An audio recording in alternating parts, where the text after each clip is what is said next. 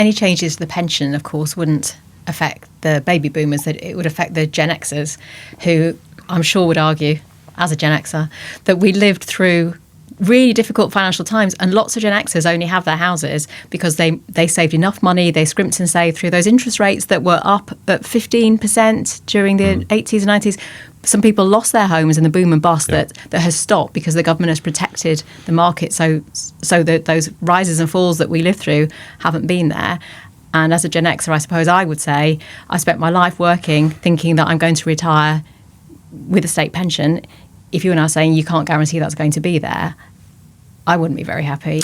No, and I don't get me wrong, I'm in a similar position. Yeah, we're all paying our mortgages. We all, I probably don't really particularly want to retire, but my wife definitely is keen to retire.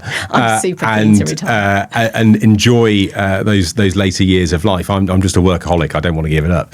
But of course that's perfectly reasonable. But if we genuinely believe in that principle that you should be able, you should work when you can to look after yourself and your family, there's no logical reason why that stops at a particular point.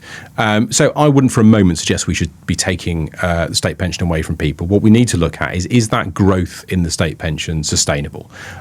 Are we really able to promise a decent living to people in retirement purely on the state pension? Or do we need to continue to encourage people more to invest in private pensions? Do we need to look at how those private pensions are invested? Do we need to be more realistic in our provision of the state pension? Is the triple lock sustainable? That seems to be the big question that nobody wants to answer in this country. I don't think it is sustainable for the long term. But of course, the question is, that removing the triple lock doesn't mean you're suddenly reducing people's state pensions. We're talking about reducing the speed at which it would grow. We need to have those frank conversations, because otherwise, those people who might be in receipt of a state pension will see their own family members suffer.